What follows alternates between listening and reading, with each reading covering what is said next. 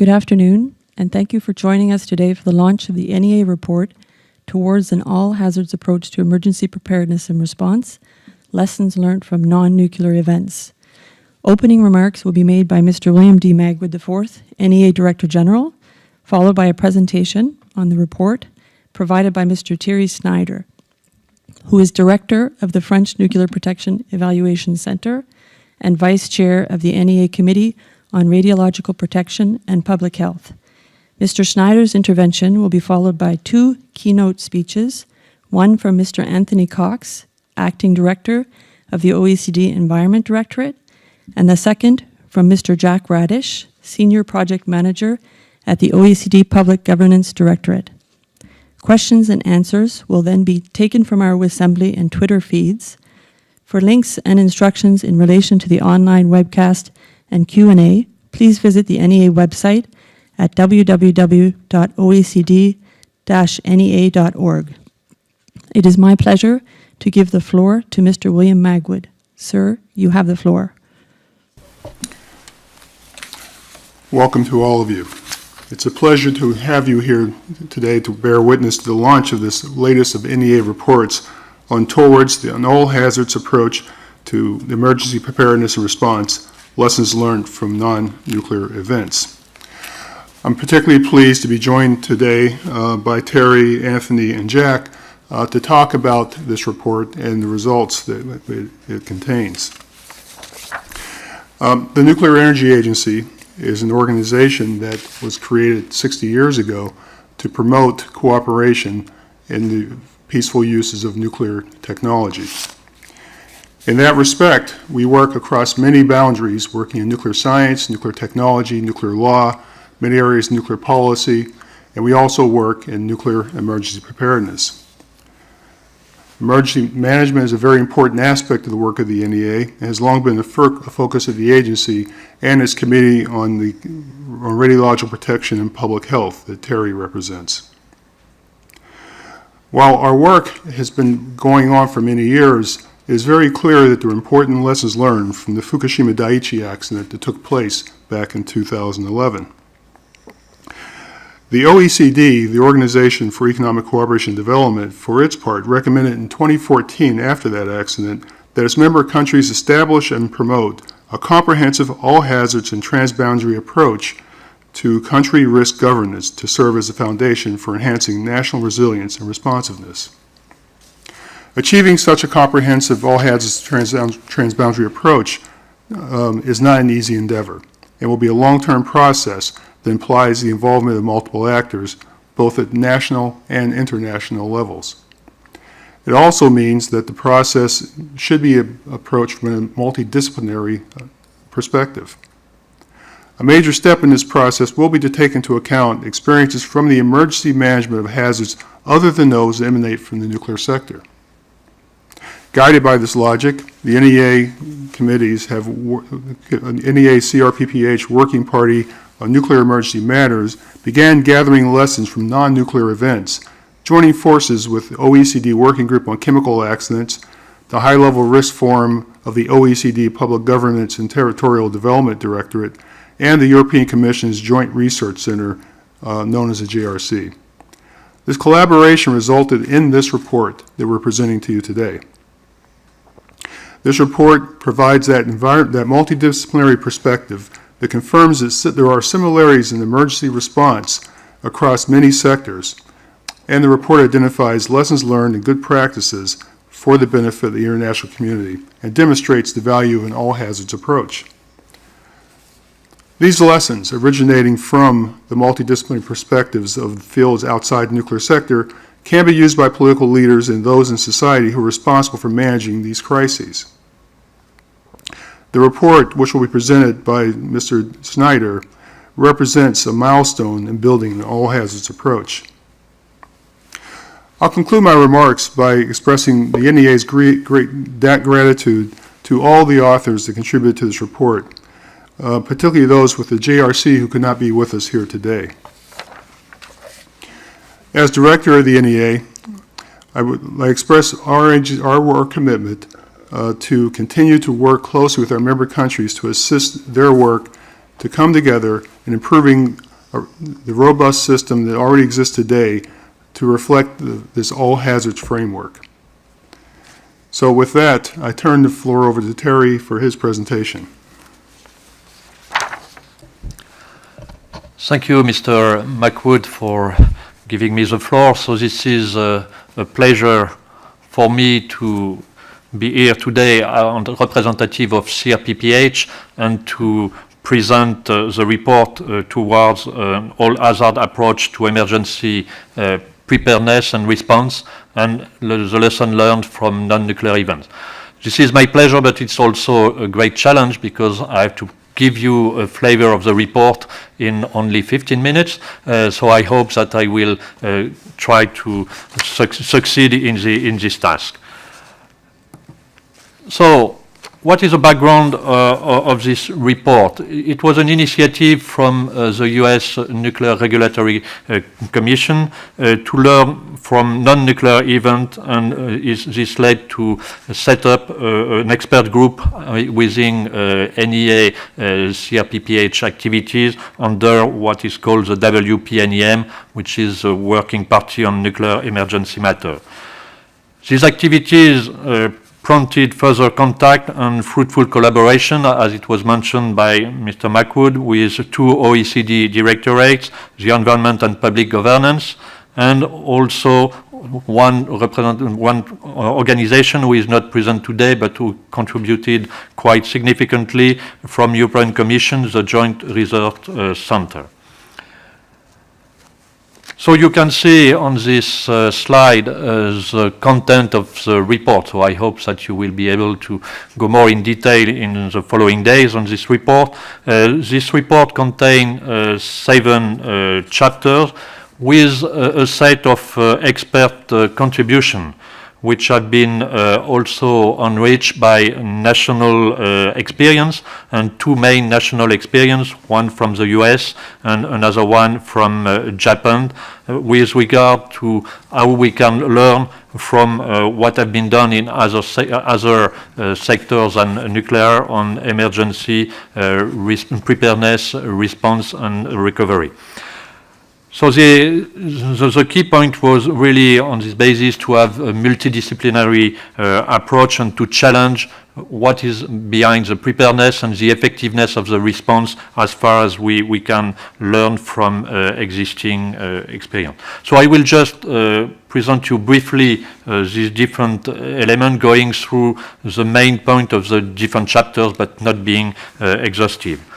The first chapter is dedicated to chemical accident prevention, preparedness and response.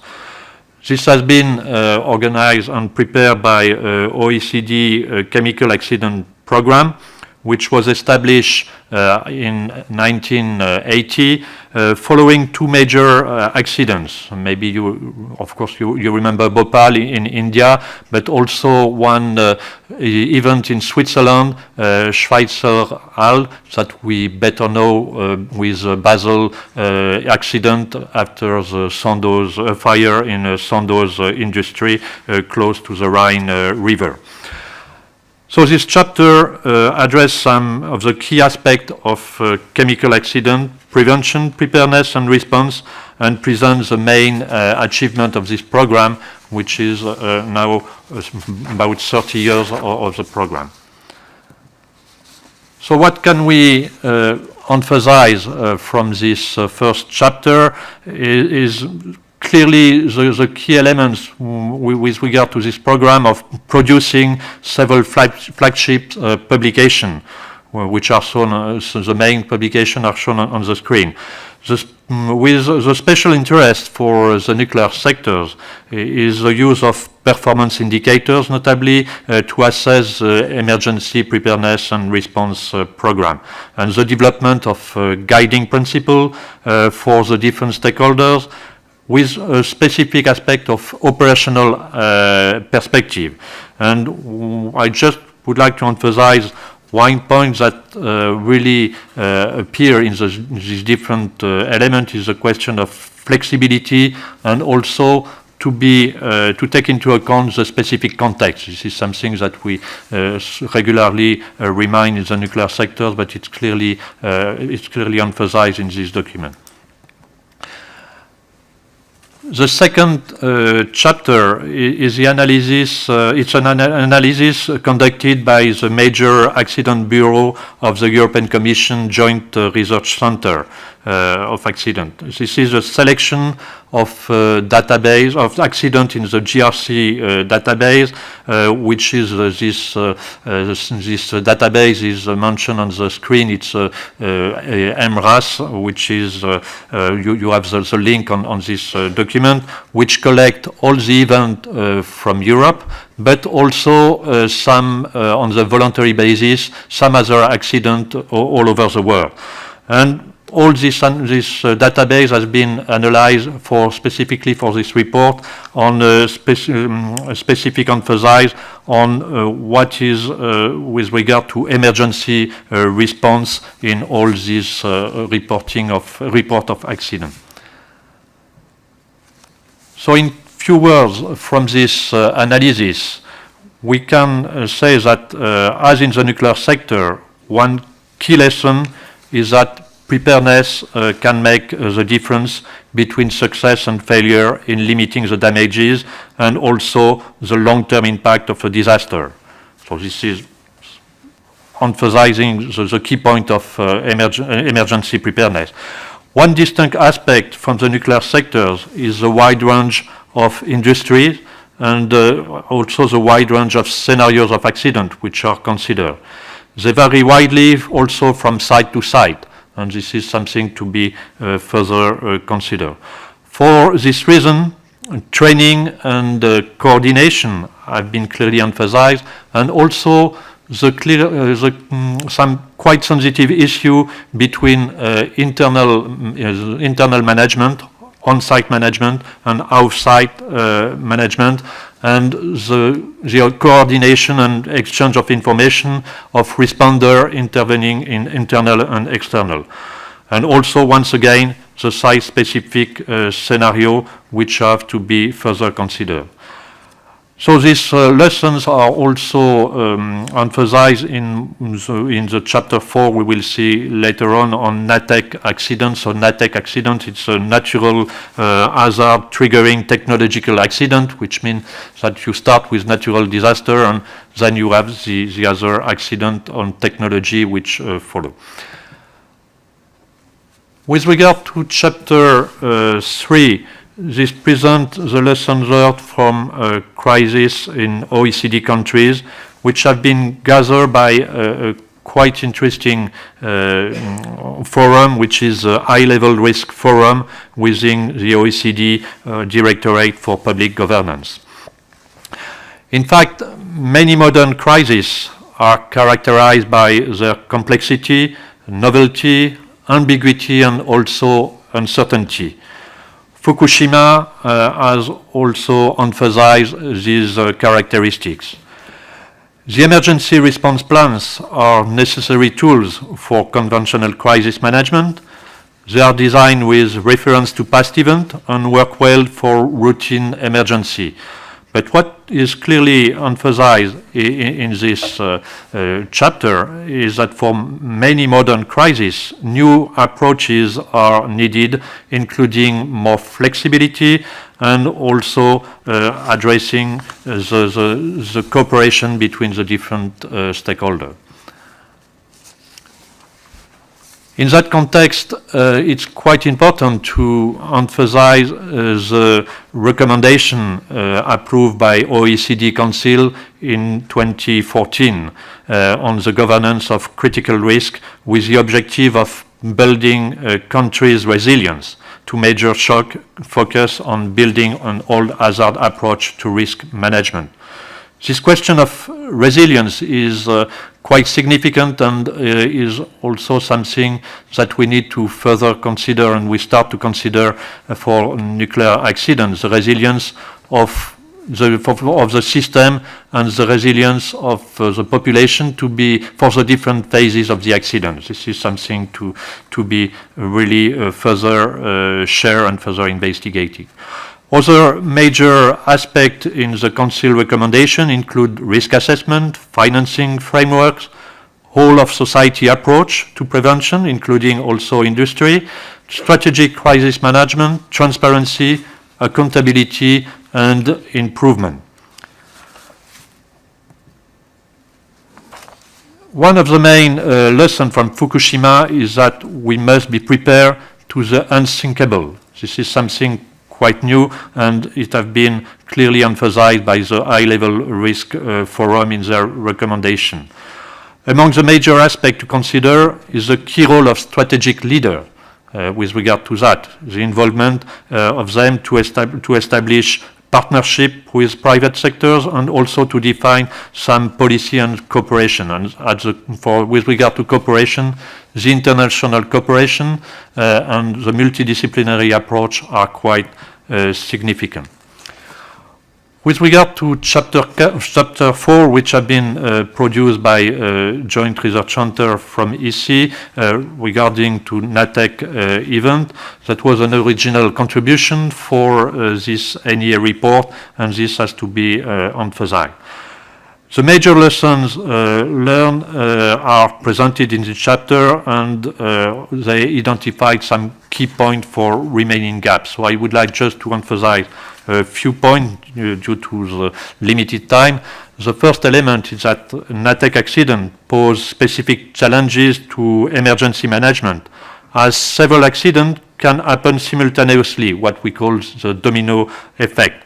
And it's also able to impact large areas, not only the site who is damaged, and affect people from different elements, and the consideration between on-site and outside the installation is quite significant, and to really consider the disturbed environment and how the response can be made in this disturbed environment, and what is called this question of specific vulnerability of emergency response resource to natural hazard and hazardous material release should also be considered.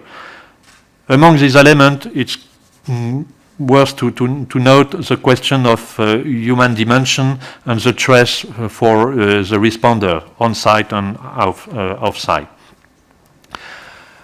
Another quite new approach in this document is a chapter on public health lessons.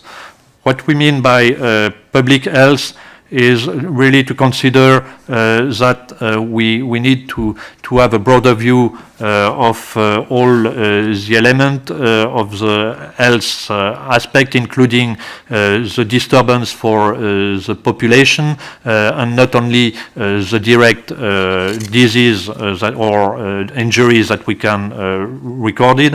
This has been made by NEA on the basis of two main contributions from Mr. Avenard and Mrs. Bromet, one from the Netherlands, the other one from the US, and we thank them for the permission to be able to reproduce some of the work. Mental health has been a major issue following the notably 3 Mile Island, Chernobyl, and now Fukushima accident, and are largely linked to the disturbance induced by the accident.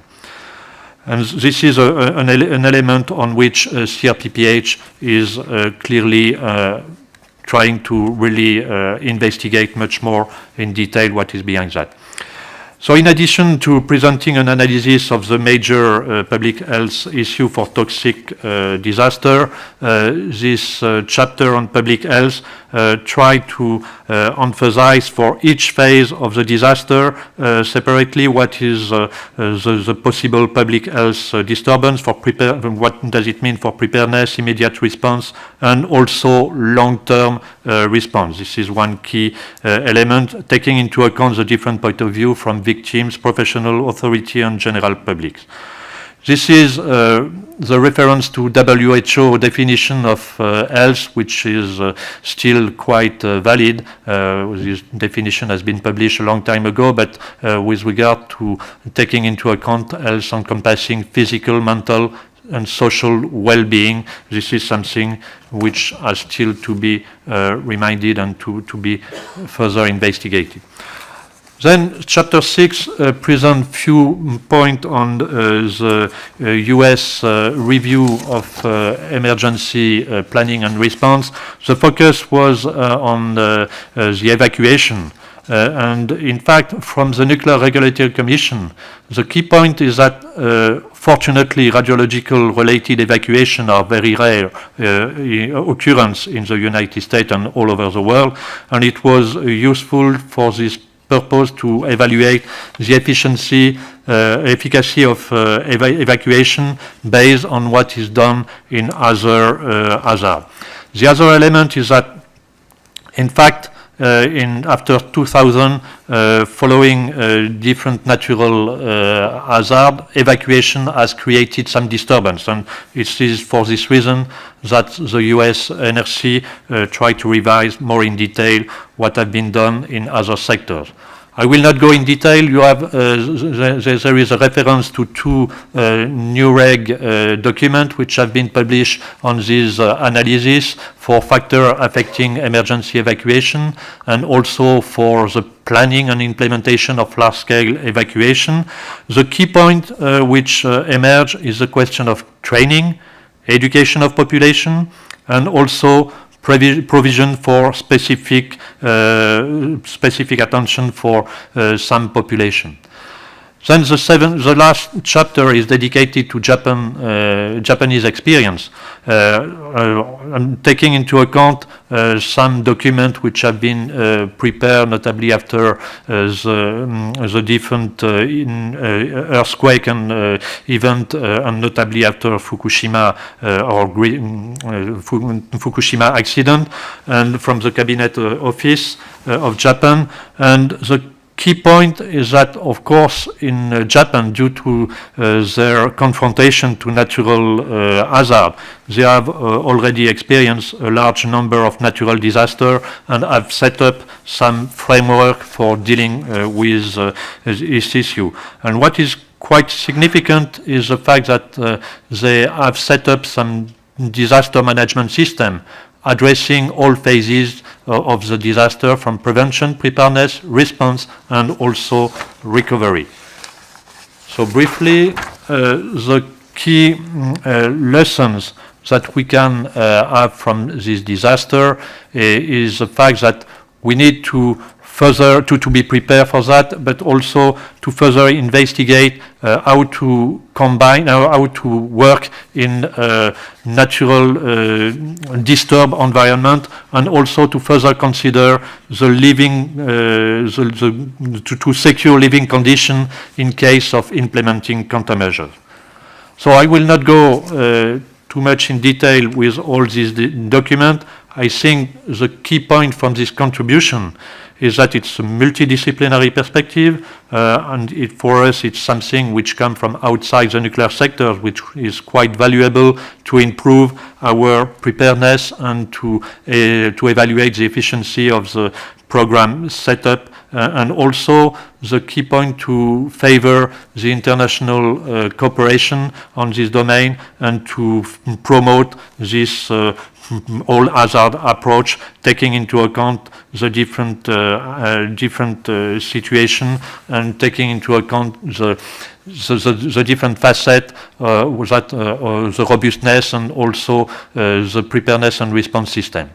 So I will not go too much in detail, and I would like to thank you for your attention, and I hope that you will be able to download this document and give feedback during this web conference and later on to improve the preparedness and the preparation of response to all this approach. Thank you. Thank you very much, Thierry, for that comprehensive overview. We appreciate the effort that CRPPH has put into this cooperation. A big part of the cooperation has been to engage with OECD organizations that have interest in non-nuclear events, and we'll hear more about that from Anthony Cox, who's the acting director of the OECD Environment Directorate, and I give you the floor. Thank you very much, Bill, and good afternoon or morning, depending on where you are listening in from. It's a great pleasure to be here at the launch of this important and timely report. The OECD's Environment Directorate has had a long and deep interest in the issue of chemical accident prevention, and we're very pleased to be able to share the lessons from our work in this report. It's clear that major chemical accidents have catastrophic consequences in terms of deaths and injuries, in terms of environmental impacts, and in terms of the cost to local, national, and global economies. Major recent accidents have certainly grabbed the headlines. For example, the accident in the port of Tianjin in China in 2015 cost some 165 lives and injured over 800 people, damaged or destroyed over 300 buildings, 12,000 cars and 7,500 cargo containers, and resulted in over $1 billion in economic losses.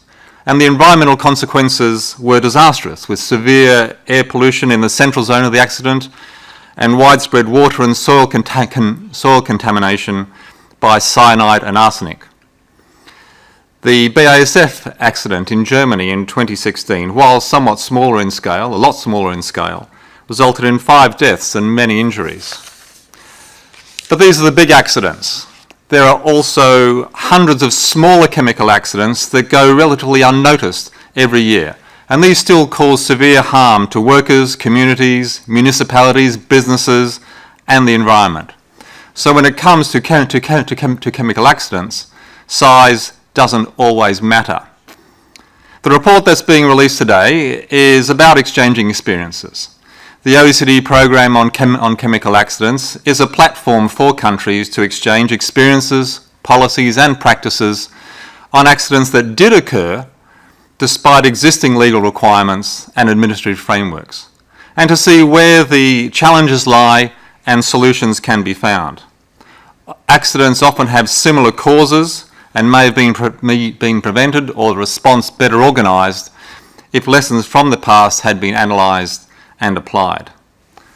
I'd like to highlight a number of key lessons from our work that find their way into the report.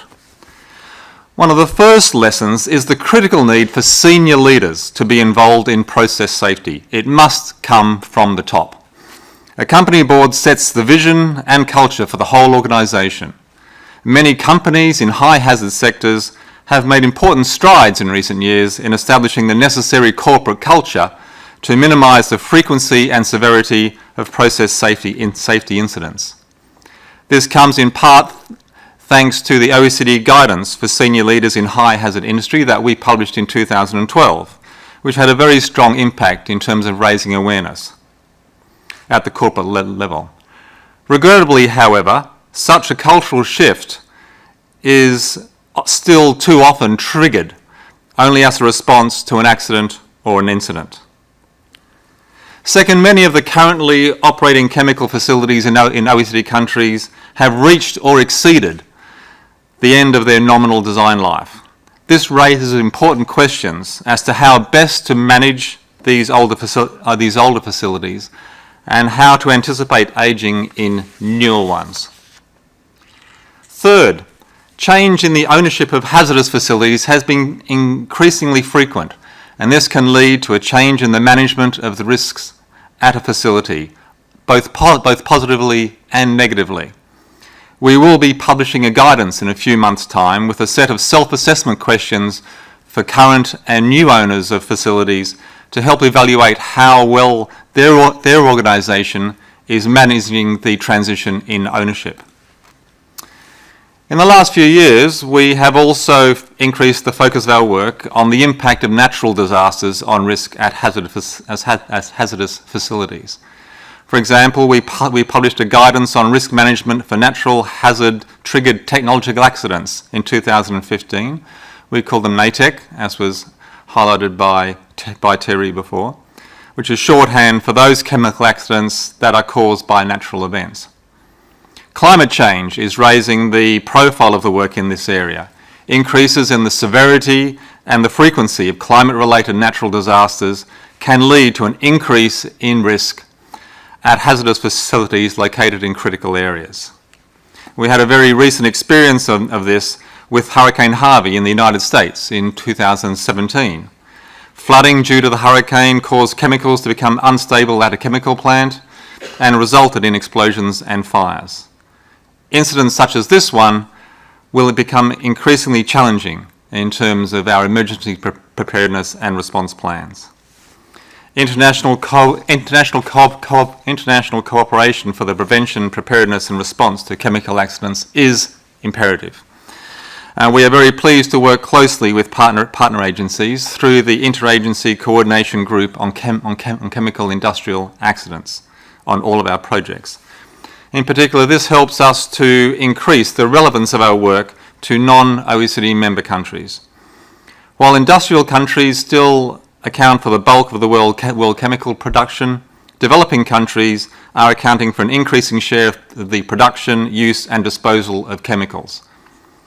These countries are often at particular risk of adverse effects from chemical accidents because of limited regulations and inadequate resources for prevention, preparedness and response.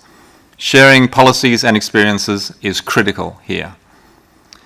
I'd like to highlight in particular our collaboration with the EC Joint Research Centre on the joint JRC OECD UNECE reporting scheme, which encourages OECD countries to report major chemical accidents in a common database, which we call EMARS.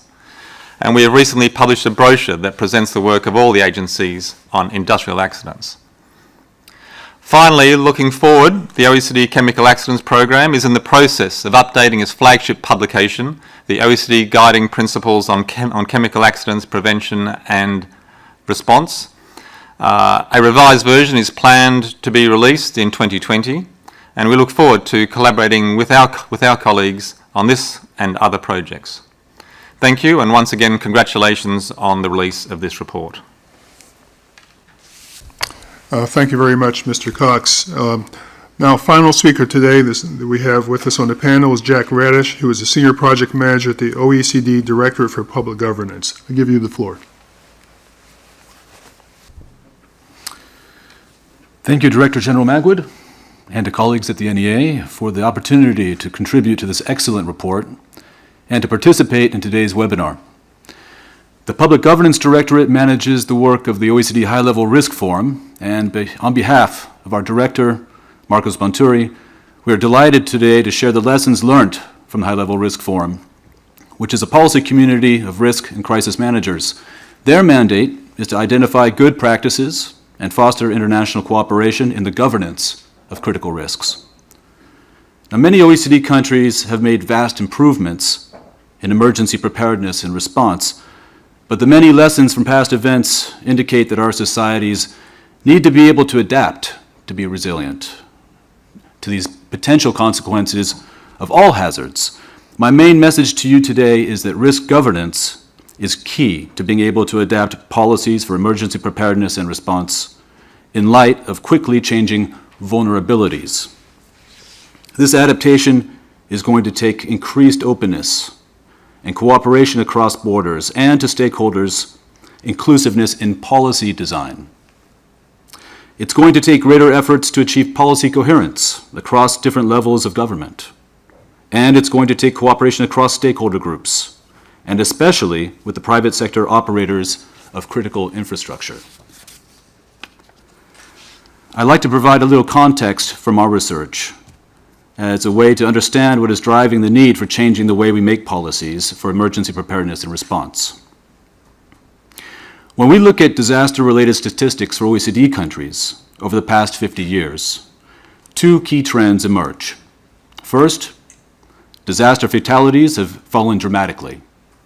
And second, the economic losses have increased significantly. Now, the basic explanation for the first trend is the development and uptake of sophisticated early warning systems, modern building designs, well-trained and equipped first responders, and steady improvements to land use and urban planning to reduce exposures to hazards. The basic explanation for the second trend, that is the significant increase in economic losses, is the concentration of populations and their assets in urban centers, many of which are built on coasts and water basins, or exposures to other forms of major natural hazards. But I need to note that this second explanation is accurate but incomplete. It lacks the insights and lessons learned from major events that occurred over the past 20 years. What we see when analyzing major events in OECD countries over the past 20 years is that the indirect losses in economic flows are vastly greater than direct damages to capital stock. So what I'm saying here is the productive capacities that are the motor for our economies are disrupted by these events. And it's those second-order economic consequences which have grown significantly. Over the past 20 years, the number of disasters, crises, and other forms of civil contingencies that mobilize emergency response are, tragically, too numerous to list at this one sitting. But let's consider a selection of major events during this period: the 9/11 attacks, the Indian Ocean tsunami, the Great East Japan earthquake, the Deepwater Horizon accident in the Gulf of Mexico, the volcanic ash cloud in Europe, Hurricane Sandy. Each of these events revealed serious shortcomings in our emergency preparedness or emergency response. Beyond the many lives lost or economic losses suffered, these events also revealed, first, a lack of imagination about what could happen to disrupt our societies and economies. Second, the degree of our dependency on critical infrastructure networks, many of which are interconnected and can lead to knock-on or cascade effects. And third, the damage that these events can have on public trust in government to fulfill the fundamental role of protecting citizens, their property, and the environment. Multiple OECD countries have fallen or become effective due to mishandled crises.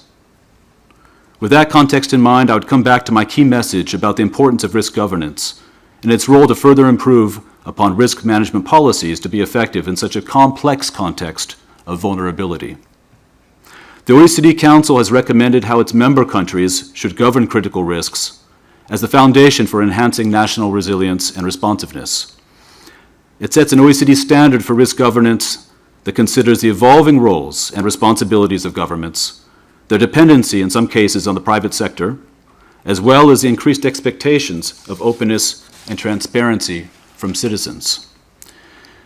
This is more than recognition of a challenge, it is a call to action for policy reform, according to the many lessons that past disasters have revealed. Governments should work across ministries to identify and assess the most strategically significant risks and prioritize their investments and capabilities to handle the consequences accordingly. Governments need to communicate these risks to the population to foster informed policy debates on what should be done to address these risks. A mature debate on risk management includes a discussion on what remaining risks we as a society are willing to accept, because governments cannot protect against all degrees of risk. Public policies for managing major risks do not tend to be forward-looking, unfortunately, another one of the key lessons learned. To facilitate these above key points, our member countries should develop national strategies for the governance of critical risks, assign leadership at the national level to drive policy implementation, connect agendas, and align competing priorities across ministries. They need to engage all government actors at national and subnational levels to coordinate a range of stakeholders in inclusive policy making.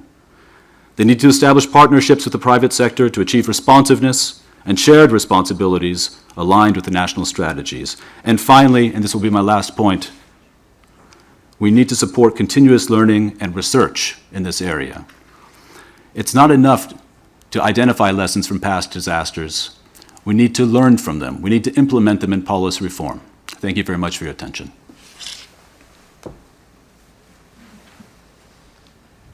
Thank you very much to our speakers for their presentations. We can now proceed with the questions and answers. Let me add my thanks to the speakers, to Terry, to Anthony, and to Jack. Your comments were very informative and very insightful, and I look forward to your responses to some of the questions that are coming in. I think I'd like to direct the first question I have to Mr. Cox from OECD Environment Directorate. The question that we have here says we've highlighted the value of an all hazards approach to EPR, but I think that the thrust of this is perhaps we haven't clearly stated what an all hazards approach looks like and what that means. So perhaps you could elaborate on that. Thank you very much. A very good question. The all hazards approach, I think, is one of those terms that is perhaps hard to define, precisely, but what it basically means is looking at crisis management, crisis preparedness, prevention, preparedness and response from multiple angles, looking at it from a multidisciplinary approach, so that the lessons learned, the kind of policy responses, the policy frameworks that are going to be required will come from a whole range of policy areas. It won't just be one ministry or one department that is going to be responsible for dealing with crises.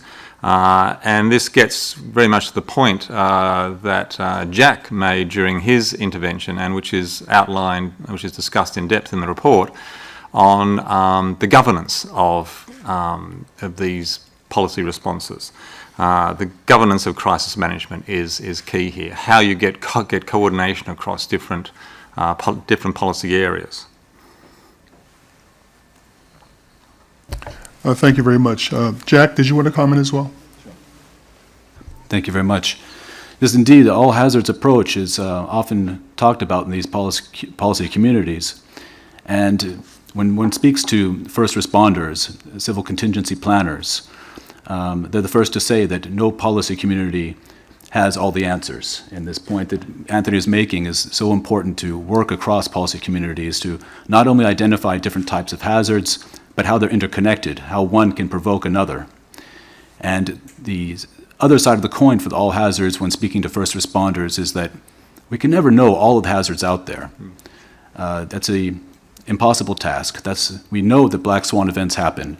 And so what that means for their civil contingencies planning is a strategy to develop what they call generic capabilities. Those are the capabilities that are going to be useful in most of the types of situations that they've found themselves in the past as a result of the hazards that we know about. And so it's very concrete types of investments in dealing with a situation, as being able to remove rubble, for example, to make sure that the first responders can get on site and move injured people out of the site. They have long lists of these type of generic capabilities that they try to build up in order to respond to all hazards, knowing that they can never know all the hazards. Yeah, thank you very much.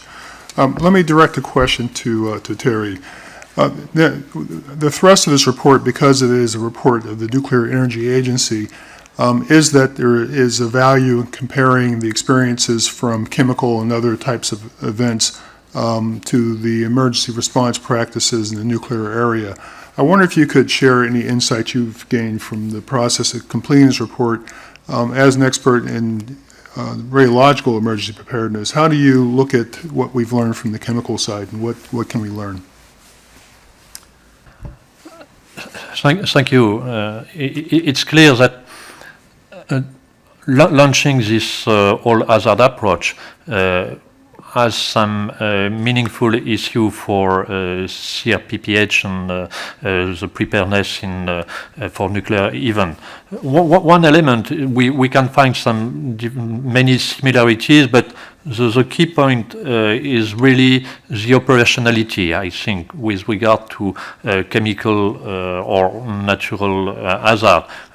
We can really check what have been done in reality and in practice, which fortunately it's not too much the case in the nuclear field, but we need to really check in detail what does it mean. And I think this operationality is quite important. I just noticed few points which emphasize some similarities, but maybe on which we need to better learn about what is have been produced by all this report. Is this question of complexity and resilience of the accident, how to deal with that. You just mentioned the question of risk governance and the involvement of high-level people and the commitment of the high-level people in the preparation and all this addressing this all hazard approach. I think it's something that we need to further investigate in our system.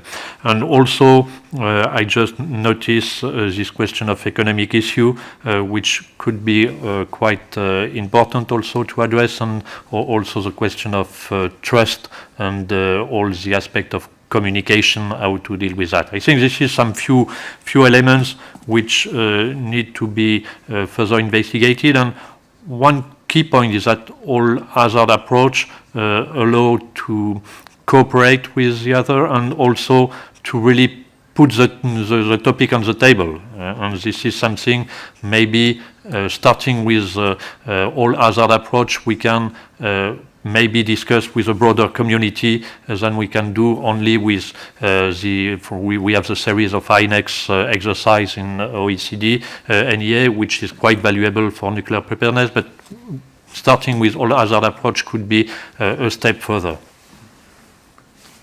Thank you very much. Let me direct a question to you, Jack. You mentioned the broad economic impacts of serious accidents.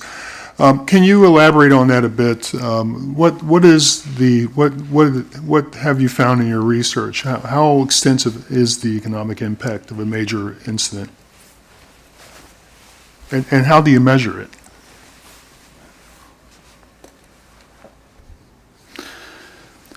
I'll come to the measurement second, which certainly is a work in progress. But we have some models for that which I can speak to. The magnitude of damages has been growing at a pace that is scary. And when one looks at what was considered a major disaster in terms of damages 20 years ago compared to what one sees today, there's really no comparison. This last year in the United States, with the multiple hurricanes, has been according to the insurance and reinsurance industry, will be the single most worst year for disaster losses. And that's easily in excess of $200 billion US dollars.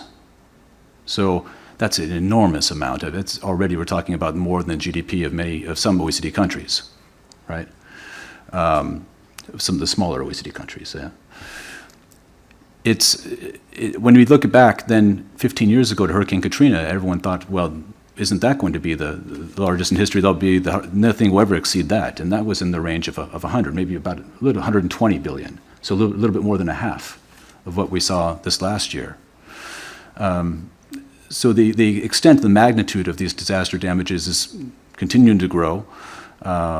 We certainly can't keep going this way. It requires some serious policy change, but society doesn't seem to want to change either.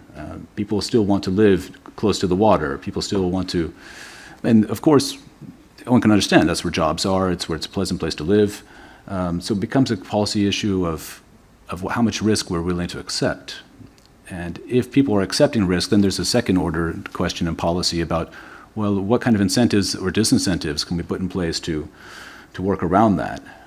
Who bears the costs, and how is that fair for people who are not exposed to pay the costs for those who are? And that depends, that'll be country specific. Here in France, for example, there's a lot more solidarity for spreading the risk when it comes to catastrophic risk. To answer your question about measurement, we've actually done some modeling of the second order effects based on what's known of the first order effects. But to do that requires a lot of data. And that means heavy research for a long time. We did it here, well, because there was demand from the local authorities in the Ile-de-France region to model the economic impacts of a major flood of the Seine. So we began by working with the hydraulic engineers in the city of Paris to model different flood scenarios, different extent, how it would disrupt transportation networks and telecommunications networks, couple of other sectors of critical infrastructure, and look at how that would impede upon the transportation of workers, depending on how long it takes for water to recede, for businesses to open, how many businesses would go bankrupt, We looked then at the impacts on public finances and on the broader macroeconomic economy for all of France over a 5-year period. And the modeling there is, it's all been published. We're talking about anywhere between a 5 and 30 billion euro event of a major flood of the Seine, depending at what's considered to be the return year of a 100 return year period, or if that's the index of 100, if you go to 1.1, then it's up to 30 billion.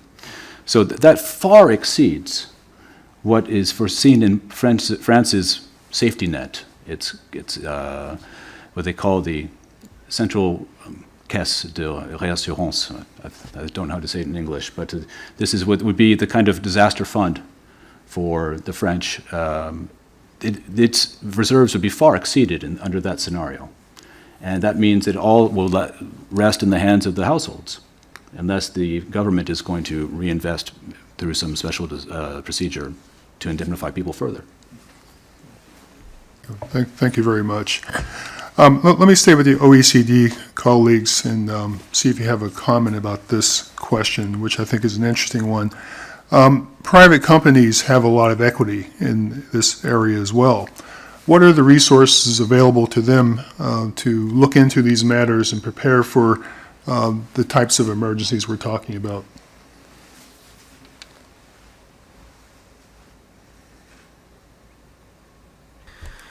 Well, obviously companies have a strong interest in being prepared for these kind of events. They are exposed to severe risks from business disruption, from adverse reputational risks. So there is a strong incentive for them to invest in risk management and proper process safety processes or proper process safety procedures. We are seeing a varied approach to the extent to which companies are taking on this kind of challenge. More generally within the environmental sphere, we note that those companies that take their responsibilities seriously, that lead from the top, that have a strong corporate culture around taking the environment seriously and around taking the risk management frameworks seriously, that they do tend to perform better.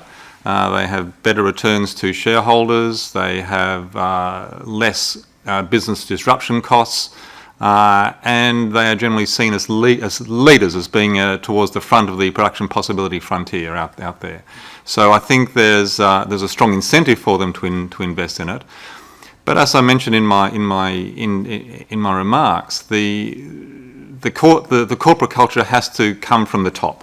It has to really be senior executive board leadership that sets the tone. It won't necessarily come from the bottom. Thank you very much. Thierry, let me turn back to you with this question, which I think is a very important one, which is what specific lessons learned regarding effective crisis communication with the public are highlighted in the report? Yeah, for sure, this is one of the key points, how to communicate, how to also embark the different stakeholders in the emergency and emergency preparedness and response. I think through the different chapter in this report, we can clearly see the way the different stakeholders have been involved, and maybe to revisit our current management in the nuclear sectors. In fact, following the Fukushima accident, the new context of social media have clearly challenged this issue, and some work have been done with WPNEM and CRPPH on this topic. But for sure, this report clearly provides some insight for addressing that. And the key point is really, you mentioned these environmental consequences, the economic consequences, the public health dimension. All these aspects has really to be better investigated, and for sure, all the management in the other sectors could be quite valuable to improve our strategy. Well, thank you for that. We're just about out of time. I think I will provide each speaker, if you can keep yourselves maybe 20 or 30 seconds, any final remarks or comments, and we'll work from Jack and work towards me. Jack. I think the context that Thierry mentioned about social media is an important one for all of the risk managers to consider. It is a tool that is having huge impacts on risk perception. And risk perception, of course, goes to the core of the discussions on risk management policy. So when we think about industries such as civil nuclear energy, this will be a very important aspect to bear in mind to make sure that there's not a misalignment of perception and risk.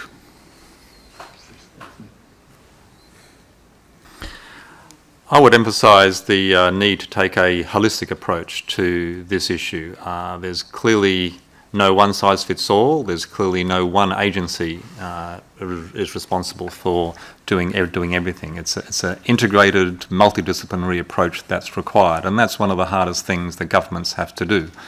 And I would strongly encourage the governments of the OECD and the non-OECD countries to have a look at this report and to see how well they measure up to the approaches that are put forward, and encourage them to do so.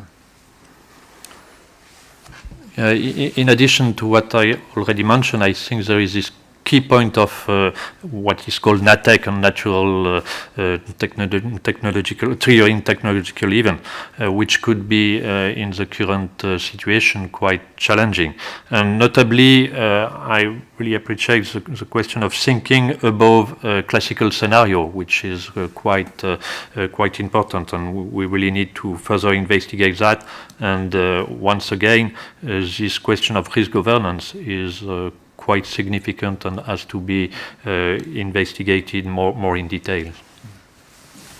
Well, again, my thanks to all of you. I just will conclude with the comment that it is certainly a hallmark of the nuclear business, but also others as well, to learn from experience. And unfortunate instances are clearly part of life, and they do happen. But when they happen, well, it's up to those of us who are in these businesses to learn everything possible and to do what we can to make sure that we are prepared should something happen again in the future. So again, let me conclude by thanking OECD Environment Directorate, represented by Anthony Cox, OECD Directorate of Public Governance, represented by Jack, the CRPPH, represented by Thierry, and also thank the Joint Research Center of the European Commission for their important contributions, and also to the authors, many of which are here today, for their efforts and their hard work on this. Thank you very much. Okay, thank you again to our speakers for their presentations, and to those who have attended the live webcast today. I would like to remind you that the report is available online and can be downloaded for free on the NEA website at www.oecd-nea.org. For more updates and news, we also encourage you to follow us on social media, on Facebook, Twitter, and on LinkedIn. Thank you.